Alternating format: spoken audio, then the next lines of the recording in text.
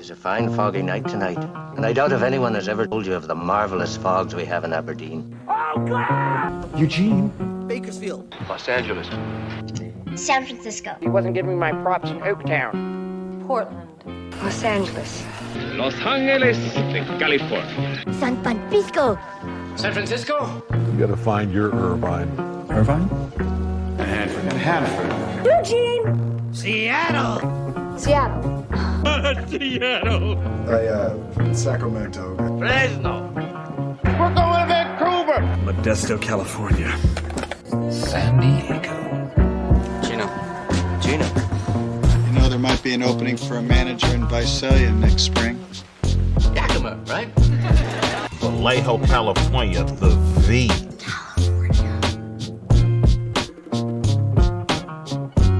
I'm sorry. Welcome to the West Coast Sojourn podcast. It's a special episode. That's why I'm laughing. I'm laughing because it's a special episode and I have COVID. You in the dark. Lev Anderson, what's up? It's dark here. I don't know what happened. How you doing besides the COVID? Yeah, I do have COVID. That sucks majorly. I can't smoke weed. That's something. There you go. I had something about your dark. I was going to say, yeah, this is a Cinema Verite podcast. As it happens, it's how we put it on. There's no adjustments. We're not going. I'm adjusting my light though. I've got a LED light that I control on my phone that's above me, so I'm trying to get it a little brighter. But okay, cool. So this is a special episode, as you can tell from all the care that's gone into the preparation of the introduction. But we're going to look back over nearly 2 years of these podcasts because I'm doing my 100th. Did you know that? My 100th Sojourn newsletter. Yeah. We started in September. Same week, I quit Twitter and I started this because fuck Elon Musk. I think in retrospect, we're not going to be able to say fuck Elon Musk hard enough. You had like a political observation, didn't you? I'm not going to make you wait. Oh, in this current moment, the Trump thing. Yeah. Well, I mean, we'll get into it. You know, we are going to talk about our favorite episodes, and you know, usually my favorite episode is the one where I just talk about the Blazers and nobody fucking cares. You're not going to be alone. You're not going to be alone on the Blazer bandwagon for very much longer. Please go on. Good. And then, but then also, you know, or talking about Trump, because, you know, as much as we try to avoid that topic, he just manifests in all of our lives endlessly. You know, specifically, I just wanted to mention the vote by mail thing, like him coming out of a meeting with Putin and saying he wants to change the voting system in the United States. I mean, it just confirms everybody's paranoia that when he and Putin meet, it's not about making peace. It's about Putin giving him lessons on how to be a dictator and how to effectively consolidate power. And that's all that coming out of that meeting was. The other thing, too, is... Oh, wait, can you slow down for a second? Yeah. Because I don't think we should assume everybody knows the vote by mail thing. To be honest with you, I'm only I know that it's a thing. But what exactly happened? He asked for this after the Putin meeting. What happened? Oh, he came out and he said, you know, because of voter fraud, and to my knowledge, there's been almost next to zero voter fraud with vote by mail. But vote by mail, everyone fills their ballot out at home, and we drop it in a county ballot box at around the city, and you have like 2 or 3 weeks to do it. It increases voter turnout. You know, you get way higher voting participation generally wherever you can do it. Some people just do it as absentee voting if they're in their states. I know in California it's pretty extensive absentee voting, and you can basically do vote by mail. But it's a way to cut down on voter participation. And when Republicans do that, it usually means less democratic, less progressive votes, because it's like the working class folks that aren't voting, and they generally vote more progressive when they can, if they're informed enough, I suppose, or not in the cult. But so Trump coming out of this meeting with Putin is basically him getting pointers from Putin on how to cut down voter participation and consolidate federal control of our elections, meaning they can do the voter fraud on a mass level by controlling all the votes. You know, and he was saying do away with voting machines, like computers that people vote on. So it's all going to be fucking ballots and people fucking getting hanging chads. The thing about all of his ideas is that they're all a colossal waste of money, because of all the money we've already spent in that infrastructure all of a sudden is wasted all the voting machines and everything else was wasted. So sorry, I just had to get that out of my system. I'm glad you got it off. I think we can come back to it because I have more stuff, and this is going to be a pretty wide-ranging conversation as we look back over, God, I don't know, 2 years of episodes. Yeah. Well, yeah. No, the thing is, here's a good way to get to the start. The first one came out on November 1st, 2023. So we didn't start immediately. We were doing just the Q&As, print for readers. Remember readers? Yeah. But the first one was Madison Margolin, and she was talking about Exile and Ecstasy, her book about psychedelic Judaism. We talked on October 27th. Yeah. It feels like you're on a trip and you're coming home. And Ram Dass has a quote, we're all just walking each other home. And I think he meant that more in relation to life and, death, like where do we go when we die? But for me, I feel like home is such a strong current in my life. And, psychedelic and religious themes have a lot to do with it. Well, I mean, it's interesting that you say home is a big part of your life. When I see so much travel, casual appearance is itinerant. Yeah. How does that work out? I don't know. I mean, it's still being worked out. I'm from Los Angeles, I lived in Berkeley for college. I have lived in Israel. I lived in New York. And I'll say, and this is like a complicated thing to say, especially now in the current climate, is of all the places I've lived, I do feel the most at home in Israel, and specifically in Svat. And I think it's because, and why do I feel at home there? It's like, well, that's where my skin looks the best, and my digestive system is working properly, and my nervous system feels way more relaxed. And I'm like, oh, I can just breathe. I can just I just feel better. And I'm like, what is this about? Like, I wasn't, it's like when I first went to Israel, like I was never going out of any sort of Zionist inclination or religious anything. It was really just like an intuition and a curiosity. And like, when I got there, I just was like, oh, I feel good here. Like something feels right. I feel at home. And it's again, it's a complicated thing to say, especially in this climate. But also like I have family and familiarity and memories and sentimentality in LA and New York, and have made homes in those places too. So, but I have to ask, how has the recent violence changed how you're talking about the book in the world? Is it changing how you're thinking about it? It's changed the fact that I'm trying not to talk about it, because it just feels like, for me, it feels like so trite to talk about anything that's not this war. And I don't want to talk about the war either, because I'm heartbroken and I don't even know what to say. And it's dizzying, and I feel like I went through my own type of dissociation just now. I was just in Israel and the war broke out, and I just got back a little while ago, but I was there for the beginning of it, and I what I experienced is nothing compared to what's being experienced by the people who are still on the ground in Israel and in Gaza and in the West Bank. And it's just who am I to say anything when I'm not living it day in and day out? And so I'm like, okay, well, but it also feels weird to now promote a book or talk about anything else, when if war does nothing else, I will say that my experience, just again, my very limited experience during this particular war, it's like a psychedelic where it really forces you into immediate presence. When you're, you have to be vigilant, and you have to be okay, what's happening right now? And you're getting news updates at every moment. And I remember when the bomb sirens were going off, and it's just in an instant, it reminded me of when I did 5-MeO DMT. It was oh, this is the point. This is what's real. This is what matters. And that's kind of psychedelic. That's an altered experience. Right. But then when you get this sense of what really matters, then everything else feels just trite bullshit. I don't want to talk about it. So my whole question now is what is the point of psychedelic Judaism, and does it serve a purpose in application to like the biggest problem in the world right now. Maybe biggest, but you know, one of the biggest problems in the world. Psychedelic Judaism is something that you can achieve if you follow the practices and the traditions, that you can reach an altered state. Is that something that sounds remotely possible to you as a Jewish person? Well, how strong is the acid?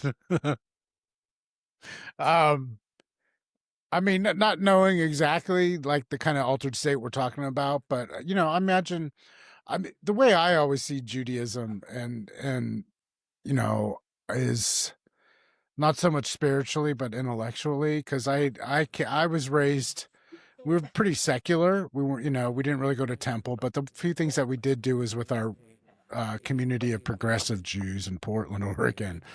And so a lot of that, it was just it's kind of an intellectualizing of the issue. So like if you do a Seder and you're telling the story of the Exodus or you know, Passover, then you can talk about those, and you can talk about questions like, is Israel really have a right to exist? A lot of Jews in our circles might have been anti-Zionist Jews.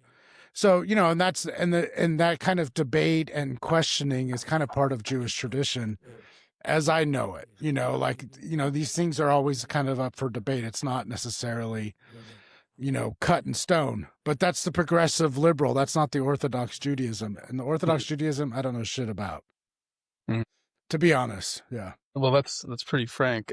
I have to ask though, like, as a Jew, you must talk about Israel differently now than you did 2 years ago. I don't know. I got to tell you, it was really funny when October 7th happened. I mean, not funny. It was really funny when October 7th happened. Rewind. Like, honestly, I wasn't paying much attention to the news because I was so burnt out from news shit with Trump and COVID and all that. I was kind of tuned out, and I remember getting a text from a friend of mine who's kind of in the Hollywood world. He's a performer, entertainer in Hollywood. And he's like, "Oh man, I'm really sorry." And I had heard that there was an attack on Israel, but I didn't know how brutal it was, you know. And so the whole time I'm thinking is like, "Oh my God, this poor guy has to like reach out to all his Jewish contacts, like through Hollywood or whatever, to like, you know, express his condolences or whatever." And I didn't realize like how fucking horrible it was and how many people had died or had been taken hostage or whatever. So, so it kind of had a weird effect on me that kind of slowly creeped in on what had happened. But I got to tell you, I was pretty much anti-Israel from the get-go as soon as I understood what was going on with the Palestinians. And you know, in high school, learning about the first Intifada, you know, the Palestinians, Yasser Arafat, sure, he wasn't a reliable negotiating partner, but he wasn't a fucking Hamas creep or whatever. And my general feeling is you treat people like shit, it's going to come back to you, and it's going to blow back to you. And especially when it's like poor people living under fucked up conditions, no matter, you know, whatever, it's going to come back to you in some awful way. And even if they push the Palestinian people on the brink of genocide and death, it's still going to come back to them. The Jews are still going to have to deal with this shit. You know what I mean? Like, so I don't know why they even do it. To be honest, that's always been my position. I just felt like maintaining a peaceful Israel was more trouble than it's worth, and the Jews should just go the fuck everywhere else in the world and hope that they don't. But that's my own liberal Portland Jewish perspective. Right. I don't have the same kind of religious or familial ties to these people. Yeah, these people. I think it's compelling to me that I guess people don't know that there's a range of perspectives. I think for the first time in history, they're seeing it because everything's become so much more pronounced. But I definitely don't hear a full-throated critique from the likes of you that much. I wanted to tell you. I just honestly like, yeah, I mean, a full-throated critique. Oh, from the likes of me, you just mean Jews in general, or? Well, no, funny. It was very much a Portland Jewish perspective. Yeah, that's what I mean. It's very limited, and that's all I really got to go on. I'm not going to pretend to, you know what's happening in Tel Aviv or, you know, Jerusalem or whatnot. Like, I just don't fucking know. It's never been part of my world. I was going to tell you this funny story about Madison Margolin's father. He had a book party I think a little after. I was living in LA, obviously, so I went. And it was in West LA, and it's one of these, like, I don't know, you're an urban planning guy. I don't know how much you care about this stuff, but the house was, there, on the west side of LA, there's a certain kind of house, and you tend to get a certain consistency of design inside, but this was a psychedelic place, and they had this beautiful psychedelic home with all the ordinary looking nice homes, in West LA. But when I left this party, I said goodbye to people. And I'm telling you this story because as we take everyone behind the curtains, I was listening to Tony Bennett when we got the call, and I got a little mocked by Lev here, but I got a really great piece of advice from Tony Bennett, and it was called to mind by Madison's father, Bruce Margolin. Bruce Margolin started Normal. He was the West LA office director for ages, may still be by name. But I was leaving and I was saying goodbye to people. He says, he's a senior man, but he made this point to me. He said, "Don't tell people you're leaving. Just leave. It brings them down." And ever since he told me that, I just split. I don't need to introduce that element of disappointment to any party I'm at. I mean, it might be egotistical to think that there's going to be that, but it's just a nice thing to do. You want to hear my Tony Bennett? So that was advice from him given to him from Tony Bennett that he was passed on to you, or where does Tony Bennett come in? I'm going to tell you the Tony Bennett story. I was just saying that he reminded me of it because I've known a handful of great men, and I think Tony Bennett counts as a great man because I want to know more about the Tony Bennett relationship for sure. Okay, yeah, I did a story, and I flew to New York for a Canadian magazine, and I hung out with Tony. I met him at his art studio. His art studio next to Trump Tower. He had one. This was like 2010, 2011, and I had been preparing. I don't know how much you know about his history, but he had his whole career with like the first hits in the 50s on Warner Brothers, I think, Columbia Records. And they were huge records, but then rock came and made him a fossil, and he lost his record deal. So he goes to Europe on these independent deals and makes these albums with Bill Evans. That's what I was listening to. These albums with Bill Evans are just amazing works of art. But I told him, I said, when you lost your deal and you had to go to Europe, how did you get through it? And he disagreed with my premise straight away. So what are you talking about? Those were the best times. I didn't have to make a label happy. I got to do whatever I wanted, and it was fucking amazing. And it changed my whole worldview because I was going through some shit, there's sometimes the worst times are the best times. Externally would look like the worst times can be the best times. That's good to hear, Donnell. I'm glad you're in a good space. Yeah. Sorry, I just had to... Just COVID. Yeah, I know. I get it. Okay, so the next one, we spent a lot of time on that one. Let's talk about Ngaio Balaam. You know Ngaio before we start talking? I did not. I mean, I feel like I vaguely recognized him. Like maybe I'd seen, some bit of his on Instagram or something before we did the conversation. But I liked Ngaio a lot. A good positive spirit. Mm. Well, we did an episode earlier. Yeah, he definitely has that positive spirit, and we did an episode earlier with him and Keith Knight, the cartoonist. So we had a comedian, a cartoonist who's he did the K Chronicles. I don't know if you remember the K Chronicles. There you go, yeah. And then most importantly, a show on Hulu that ran for a couple seasons called Woke.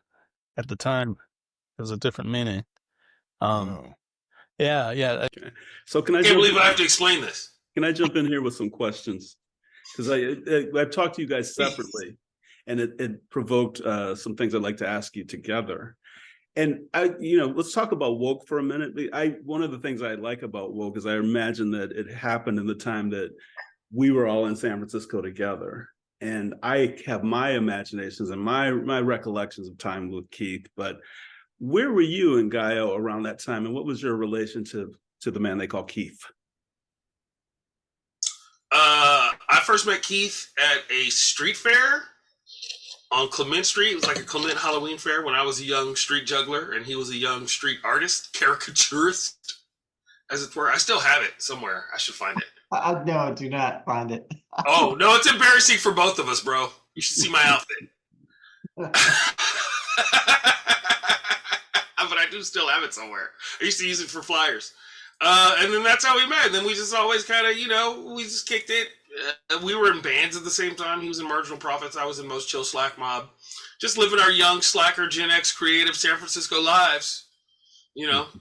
Smoking weed and causing problems. Good problems. So are you bummed that you didn't show up even in the margins of woke? Me?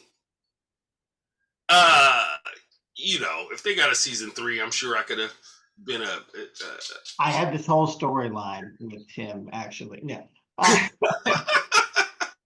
I honestly think that sort of the characters in the roommates in the show are an amalgamation of all the different people I knew in San Francisco, and slackers, stoners, just you never really, everyone had a job, but you weren't quite sure what it was. The different things, yeah, it's an homage. It definitely is an homage to that time. In fact, we were wondering whether we should set it in the 90s or in current day, but we were able to do it in current day, but people who knew us back then know when the show really does take place. And crime, I have a complicated relationship. I date women who listen to true crime, and a lot, and obviously I'm always curious about the place it holds in their lives. But my personal politics are that crime stats go up and down. Mostly they've gone down, and our awareness of crime stays the same generally, if not heightened, even as it goes down. I remember in the 90s, the crime rate was significantly higher, but our awareness of it is high. Higher now than it was at the worst of times. And I feel like it's a way that the culture is manipulated to be upset and worried. And I feel this is not a true crime thing. I think you look at the network television programming, it's just cops. I actually went through a period where I tried to not watch movies or films that had cops as a protagonist. Didn't last that long, and it's obviously interesting and all that, but I think we're sometimes a slave to programming. And tell me why I shouldn't be bothered by the fact that you made me think about it differently, just in terms of it's not quite entertainment, but how is it not contributing to that problem that bothers me? It's a good question. I think about that. I think that plays into a lot of our choices as well when we are making the show. Solutions journalism, victim-focused stories, because I do think that can happen. Sensationalizing crime and trauma can have a negative effect, but I also think there's something happening with true crime and the fact that women are most of the audience, where it has kind of become this community and safe haven for a lot of women, I think. Even looking at things like technology and how technology has affected crime. You have we see fewer serial killers now than we used to. And one of the simple things is that, if you were a woman who was driving across the country and your car broke down before cell phones, there's people out there just looking to pick you off and kill you.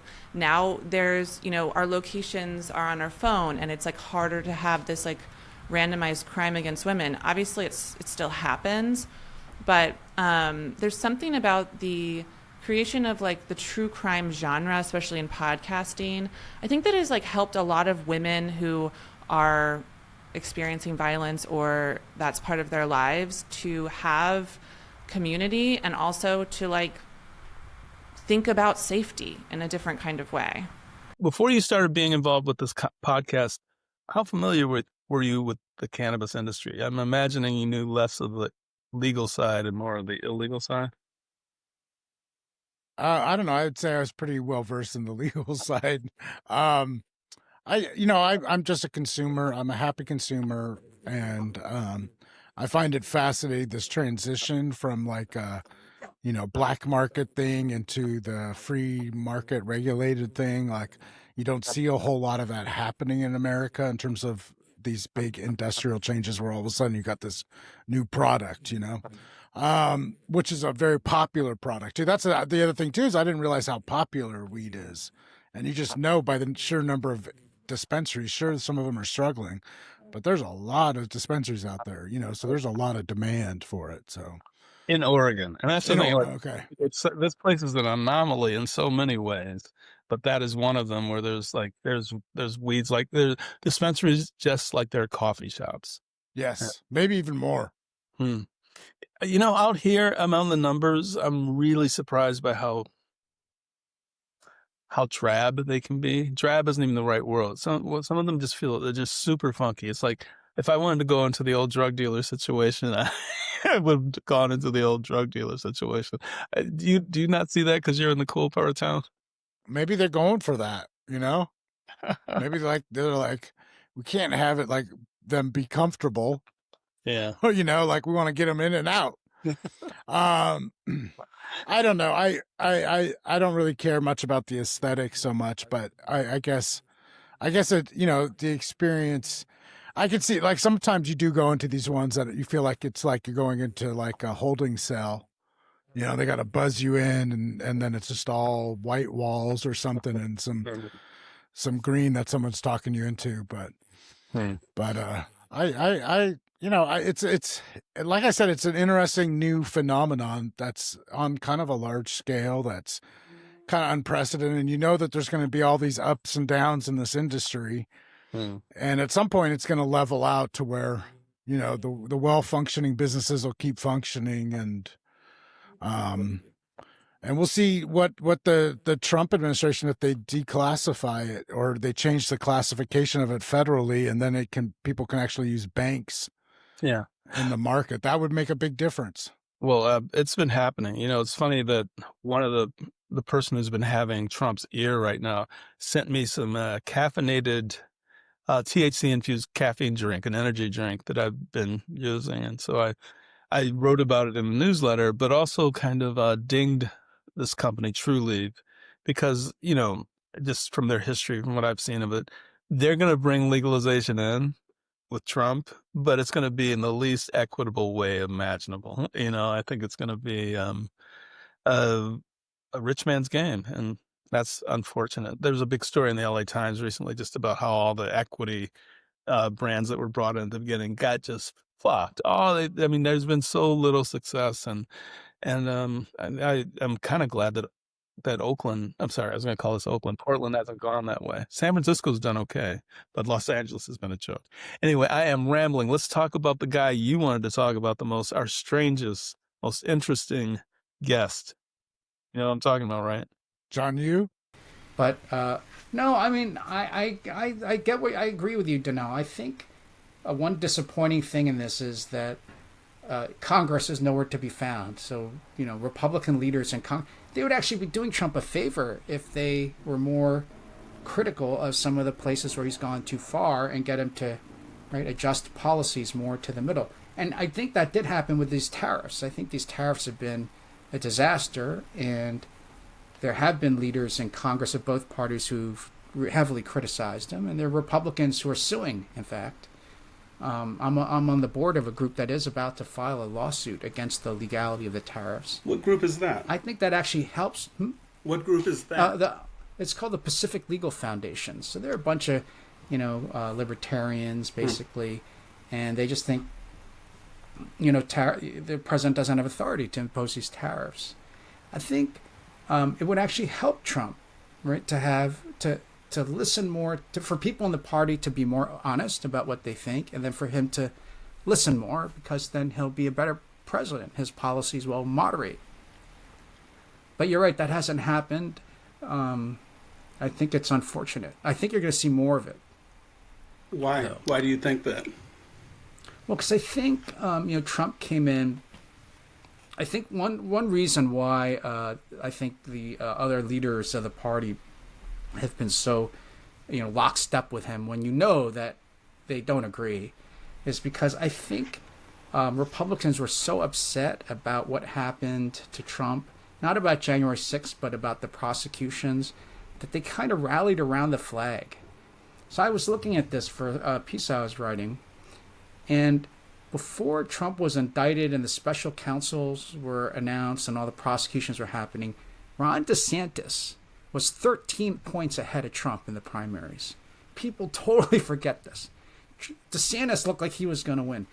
And then when all these prosecutions and investigations of Trump started, these Republicans just rallied around him because they thought he was being treated so unfairly. And I think when Trump won the election, he still got that momentum.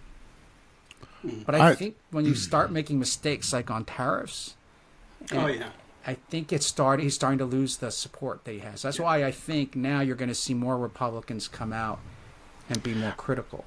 Yeah, I don't know that wrong, but that's that's how I feel. They might have gained. But a I bet I talk to more Republicans than you guys do. So. Yeah, I was thinking about this. I have more data than you guys might have on it. But John, There's no argument. No arguing. But, last Republican I voted for was 1992 in Chico. He was a good man. What were you going to say, Liv? Well, I was going to say that also I kind of feel like, and I might be unfair here to Republicans, but I feel like they also hold on to Trump because he's the best candidate they've had on TV for a while, and that they're afraid that if he didn't win, like they probably thought Ron DeSantis is going to lose to whoever because he's not as charismatic as Trump is. I mean, I don't really find Trump that charismatic, but people do, obviously. I think he's the most. And I feel like they hold on to that cult of I feel like they hold on to this cult of personality because they're afraid they don't have another candidate in the post-Obama political landscape that can compete with some of the Democrats. I don't know. The best you had was Biden. That's too old. He got too old. You know what? Since we're going that way, I'm going to take it that way. I watched the torture report, to prepare for this thing, and I don't know. That's good. I didn't watch it, but I looked good. But the guy, he didn't look like you. Come on. But here's the thing: I got to ask what it's like to be portrayed in that way, to exist in popular culture in that way. Because, I think of you as a guy I worked with back in the day, and I know my history a little bit, but if I talk to people who are politically engaged and really aware, if I say your name, it pops. So does that change your life in any kind of discernible way? Oh, lots of ways. I mean, one thing is, how would I put it? So a lot of professors like me, you spend a lot of time working and writing about stuff that no one ever reads or cares about. So there's a funny statistic that something like 75% of all the legal scholarship that appears, like articles and stuff, is never read by anybody ever. So, that's one kind of life. You can be very happy in what you're working on. You don't care if anybody ever reads it or knows about it. So it had the effect of putting a spotlight on me. I felt like everything I said and did for this time period was, heavily scrutinized and looked at. And so has a benefit. People find out what you think about stuff, but it also means people read a lot of what you write. And so you have to be, conscious of this. So like you get invited to speak. It's kind of funny. So I got invited to speak at Brown and to debate. Who did I debate? Like the head of, I think they used to be called Amnesty International from New York City. So like 3,000 people show up. And this guy is going on. So I made some joke and he said, my team, when they were preparing me, said to watch out about your humor. And I said, my team of one also warned me about you too. But that's what it's like. Like you're debating these people, these huge four, they really care. They're preparing. I wasn't preparing. But it was a change. Now I think my life's getting back to normal, but for a while I was like, hey, maybe obscurity ain't so bad. Did it just tickle you? How did you feel about that whole thing? On you, when you first introduced the idea, I was like, what the hell? What are we going to talk to John Yoo about? And then I got ready and I got all pumped up to get into the interview and go to war with this guy, like just assuming that he was going to be this kind of Trump apologist. And yes, it's okay to extraordinary rendition, college students and shit. But then we get on, and he's like this sweet old Korean dude. You know, it could have been my father-in-law, and my wife's Korean. And, you know, I it kind of took the wind out of my sails a little bit, and he was so soft-spoken. And, you know, he was kind of rational, even though I think he's in a bit of denial in terms of the power of the courts over Trump.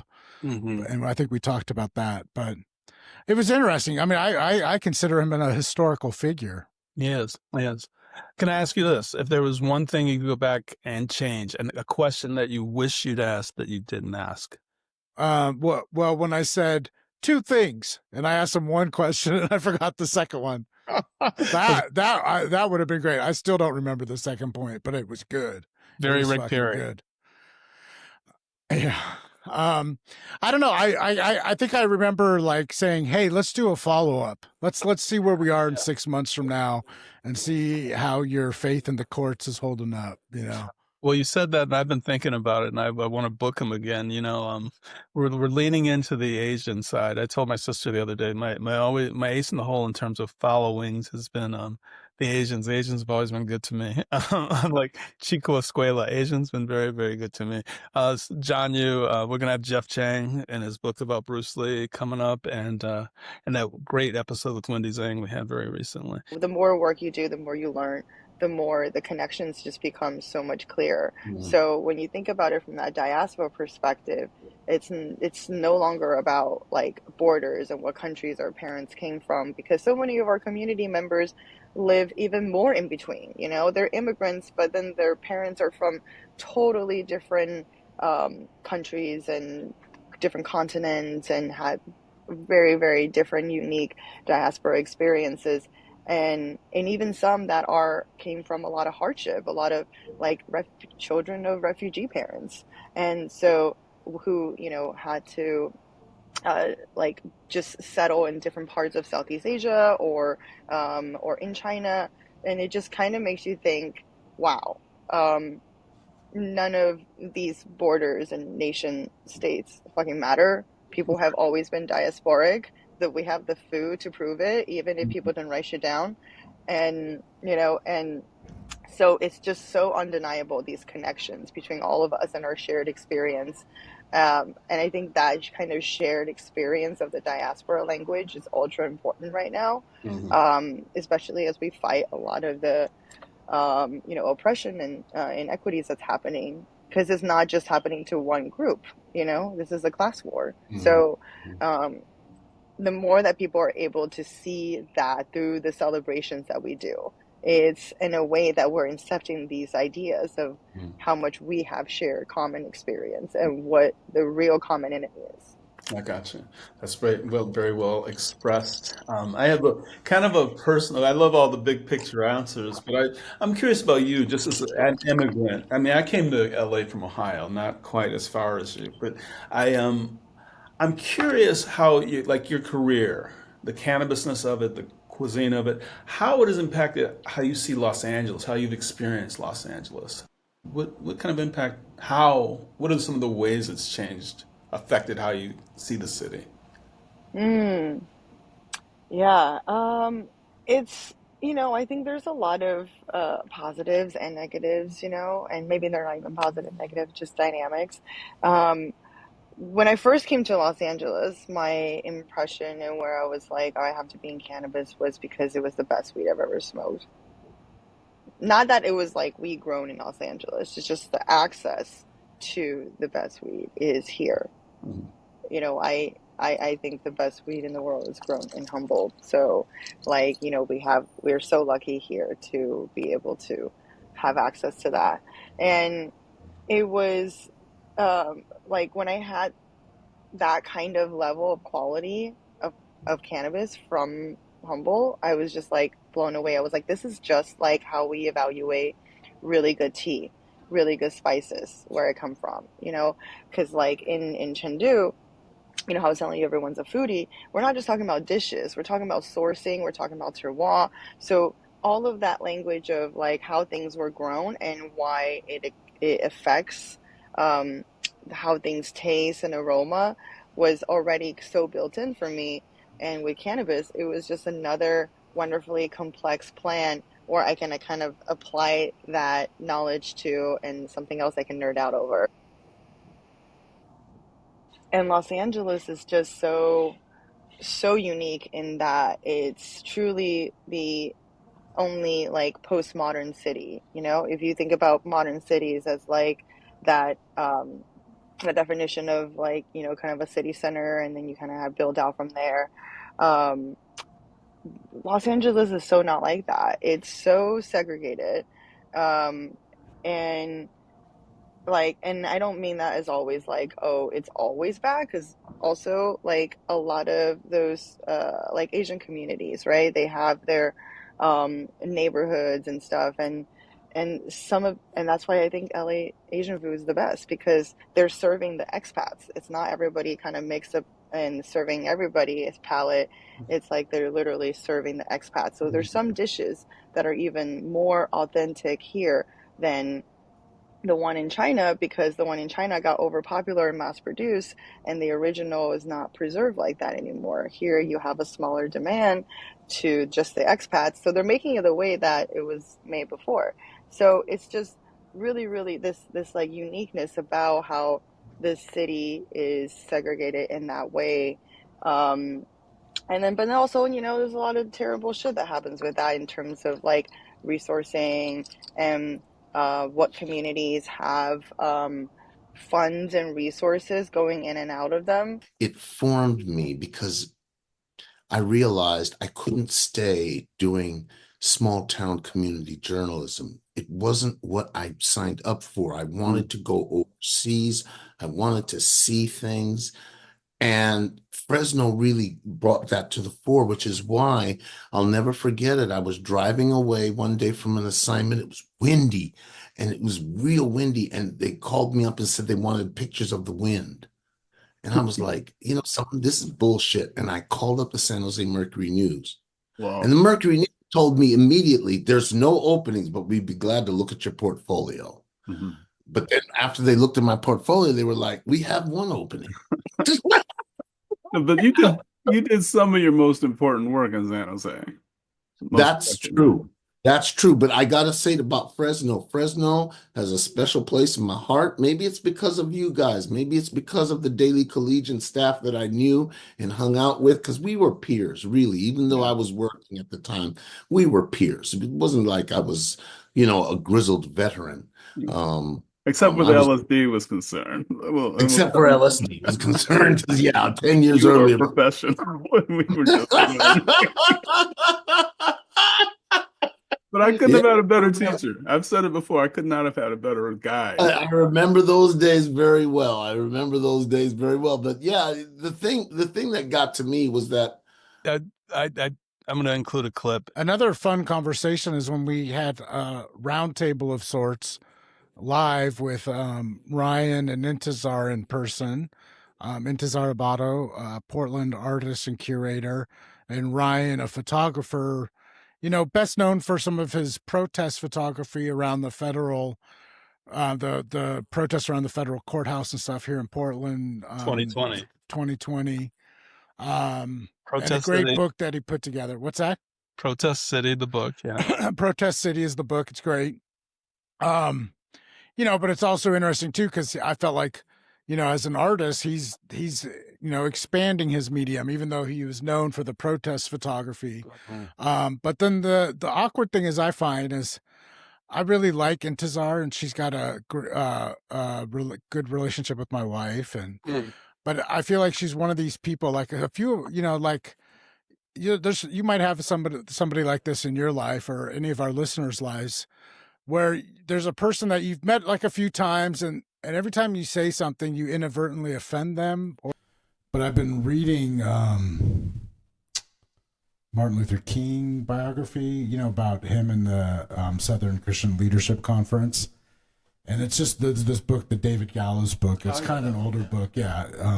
Let the Trumpet Sound, is that it? Bearing the Burden. Okay, it's a series. It's two or three. I think he's done a few. There's other ones that are out that might be better. I don't know much about David Gallows actually, but it's really kind of this play-by-play of like the SLC's campaigns and like the level of organization that was required for the civil rights movement and for, you know, African Americans to get basic human rights and everything else, you know, it's just all the work they put into it, all the organizing, the crafting the messages Ryan was talking about, you know, the manipulations, you know, like they were saying, you know, Bull Connor's done more for the movement than, you know, the NAACP just because of the way he was so, you know, came down on, you know, the nonviolent activists and stuff in Selma. And so I keep wondering, like,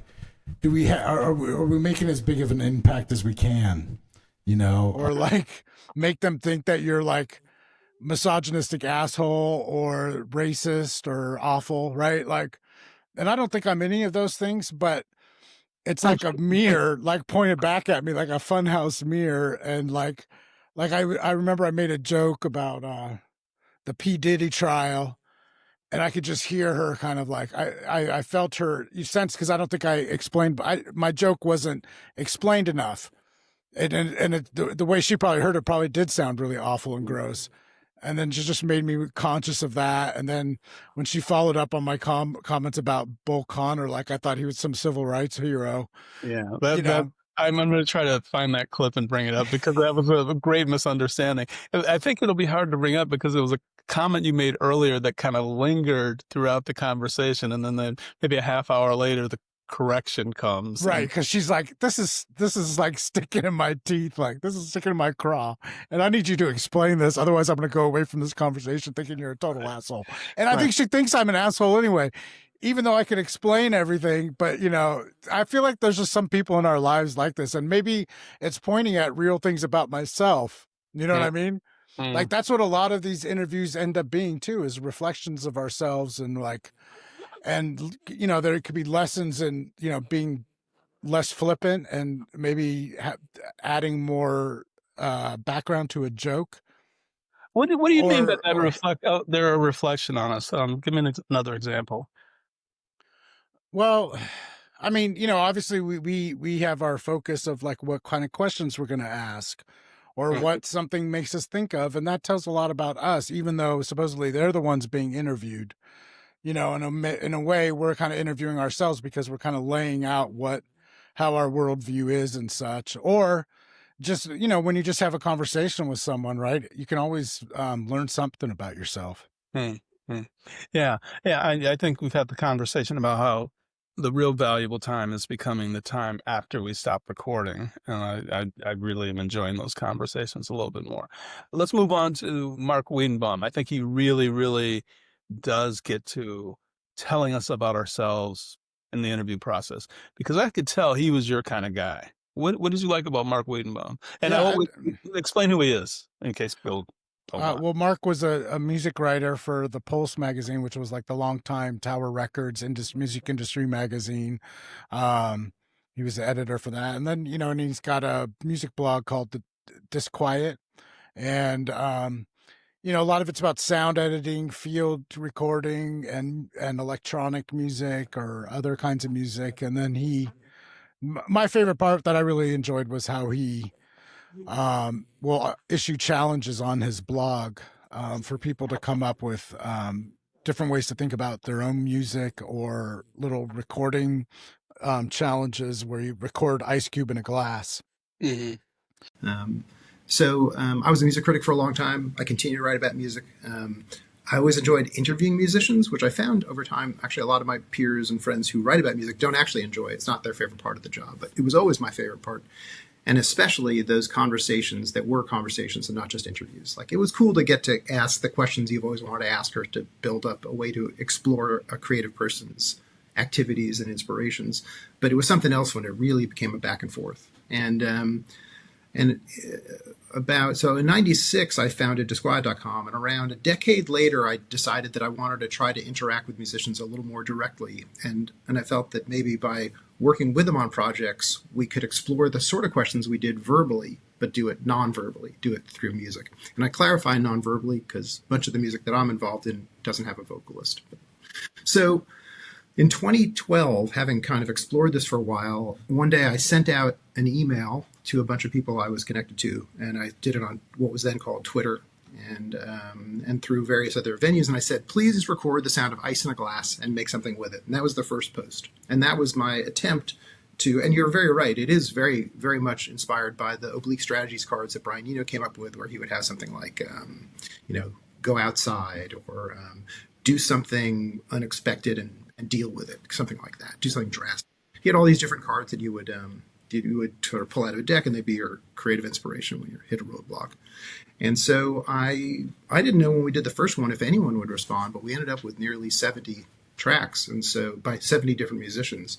And so every week since then, as you two and I are speaking today, we're in the midst of the 696th consecutive weekly of these projects. And so right now we're doing one, which is the week after the drier one. Grace and I made the society pages once in San Francisco. It was like a magazine for like old rich white people or something. And, oh, wow. And there was a photo of us at some party or something. It was pretty funny. So we've never talked about Grace and what she is. I don't know how much you would like to, because you keep saying my wife, why Intezar has a relationship with her. You're looking for her? I'm just kidding. We'll be cutting that out. No, I'm just joking. She's not even here, so we can say whatever the fuck we want, because she ain't gonna listen either. No, Grace is my love, and she works in the arts, so much of what we've gotten into together, is in the arts and culture, and we've been afforded some, slight minimal privileges. Just through her reputation and standing and access to things. So, and the thing I most appreciate about Grace, one of the things I most appreciate about Grace, and I think I'm starting to see a little bit of my son, is they're very keen observers of cinema. Like they're very like I love talking to Grace and hearing her thoughts about a movie, because she picks up on all kinds of shit that I don't pick up on. And she can just talk about it in such a good way. And I think my son Dennis is kind of developing that too. And so I really appreciate that. Yeah, I think cinema is, the older I get, the bigger. Her ears are burning. The older I get, the more I appreciate it. Terrence Stamp died a couple days ago. Are you familiar with that? Yeah, so there's so many Terrences. No. Which one was Terrence Stamp? Because there's Terrence McDowell, but he's not the same. And then there's Terrence McKenna. And we've been talking about Cool Nuts a lot, too, because it's another perspective. Terrence Scott. Yeah, and then there's Terrence McNally. Yeah, I think I said that. Did I say that? You said Terrence Malick. Malick. We're all Terrence. We're going on a Terrence route. What was my point with that, with Terrence? I don't know. Terrence Stamp, the actor, died, and I had just revisited the film The Limey. Are you familiar with The Limey? It's Steven Spielberg, 1999. Anyway, I just watched it, and I was literally studying the script because I'm working on my movie, and it's written in this really, usually screenplays don't have a lot of style to them, but this one does. You figured it would, because it's such a fucking great movie. And so I was reveling in it, and then this guy died. And so, there's no real point to this, except that I love cinema. Yeah. And talking about it and considering it. And it's weird because I think it's becoming less and less a conscious thing. I think people are having a hard time focusing. I don't know. Yeah. I can't state anything of substance about anything, to be honest. So in life? Yeah, pretty much. Okay. I'm straining on this podcast thing. Can we talk about Chef Maverick?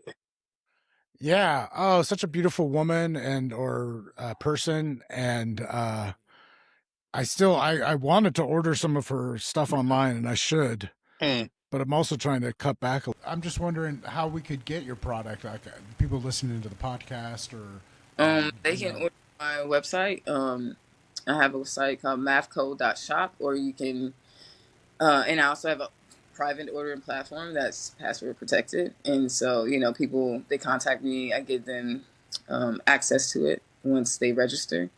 And so best thing to do is probably reach out reach out to me, and I can show you how to register and log in. But my mathco.shop site, you can go to that and see all of my product that is available.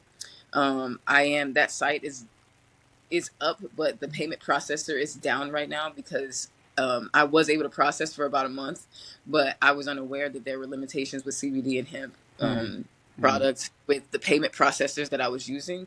So they basically like shut me down. I have to find another payment processor for my site. So that's actually what I'm working on right now is the payment processor for that site. But in the meantime, people have been ordering on my private platform because it's, it doesn't require the payment processor just like the other site. So definitely if you're watching and you're interested in ordering, I would hit me up on social media as chef_Maverick on Instagram, and then I can give you more information about how to order it. Yeah. Well, we're definitely going to include your IG because that's your IG is super fun. That's where we get to see you be super stylish. But what I'm getting I want to go back to this point that the payment processing thing. That's another example of us like these impediments that are put in front of the people who are innovating in this industry. And I've said this many times. If you had treated tech like this, tech never would have succeeded. But this is an industry that I think is as important in tech as tech is in the grand scheme of things. But it's like residual cannabis bias, the stuff that keeps this industry down, or at least keeps certain people. If you're True Leave or whatever, some big Florida company or whatever that has national scope and millions of dollars, you can do it. But do you agree with me on this? Yeah, absolutely, 100%. They make it very hard. It's hard to get banking in cannabis. Not many banks will work with you. It's hard to get funding in cannabis. It's just hard in general. In this industry, you got to have money to make money, or you got to know somebody who knows somebody to help you get where you got to go. Honestly, I've just been really fortunate to like organically have grown the way I have. And I'm really grateful for that because most people don't have that that ability to, just have an organic following and people who religiously order from you for years, and I've just been really grateful for my private client base because they love my product. Is really helpful for them. I get all kind of great feedback and just people thanking me for changing their lives, for offering them things that they can trust and that's consistent and that actually helps them, Yeah. So no, I appreciate it because I've only ever appreciated how good it tastes, and only with you coming on the second time am I going, it's actually good for you too, and that's important. Everything I try to use as many organic ingredients as possible. Certain things are not available organic. Certain products, for instance, like gluten-free flour, like there's no organic gluten-free flour, right? So it's non-GMO. So if it's not organic, it's non-GMO with me. One of my new products is my organic fruit syrup. You have a lot of like syrups or THC syrups that are in the market, but mine is actually derived from organic fruit. So I have 6 different infused syrup options: peach, watermelon, blue raspberry, green apple, strawberry, and they're all really, really good. Made with organic fruit, organic sugar, only good ingredients, and it tastes like fruit in a bottle, but it's very potent. And I've been getting a lot of feedback from that. A lot of people love those syrups, and I've been selling out, to be honest. Even with my lemonades that I have, I use fresh pressed juice. I have a watermelon limeade that I fresh press watermelon juice. Add the limeade in it, organic sugar. Like I really care about the ingredients. Those are very important to me because I don't want to ingest crap, and I know there are some people who actually care about what they put in their body. So, Mike Wise, can we talk about him? I love talking about Mike Wise. I love basketball talk, obviously, Yeah. and he seemed like such like a New York dude that was ready. I don't know if he's from. I don't think he's from New York originally. Well, you but have to remember, I know him from Sacramento. We went to Sacramento City College. Right. We reconnected in New York when John. I always think of you and John and the Sacramento homies, and he actually lives up here in Portland now. And you know my Kate story, right? No, I don't. You want to hear it real quick or no? I do. Please. Okay. I mean, he's so. so going through the worst time in my life, my mom had just died, unexpectedly. Dog of 18 years had died. The Sacramento Union almost was out of business. And no one was hiring me. It's like 94. And I would start going and I would see these guys, and I didn't know who they were, what they were doing, and I would see them in like the Fox and Goose. Remember the Fox and Goose, like a little tiny place in Sacramento, and between one set, I was like, they just kind of gave me like, I don't know, they gave me some hope at a time when I was really, my life was a bad country song, and I literally walked up to, it was John, in between sets, and I walked up to him, I go, you guys are really good. Do you like have an agent? And he's like, no, man. He goes, are you an agent? And I'm like, no, I just work at the Sacramento Union. I cover high school sports. And he goes, oh, damn. And he goes, well, you want to buy a cassette? And I'm like, yeah, okay. And dude, he takes a cassette, like, not a CD, a cassette out of his guitar case. And he goes, $4. And I go, $4? And I go, why $4? And he goes, 4 songs, man, $4. And it was like, I Bombed Korea, Rock and Roll Lifestyle. I can't remember the other 2, but it was like, oh my God. And like, I still have that cassette. And I thought like, oh, this is some cheesy band. They're going nowhere. And then, and so my life changes. I get this job out of the blue at the New York Times. A year later, I'm in Chicago covering the Bulls and Knicks, and I'm like, yeah, I'm the New York Times guy, up your Sacramento Union, and you're folded, and and I see Cake is playing at the Cubby Bear in Chicago, and I'm like, oh man, and so I got all the writers to go. Wouldn't you know it? Like we got there just as the last set was ending. But the guitarist, one of the guitarists, oh God, what was it? Greg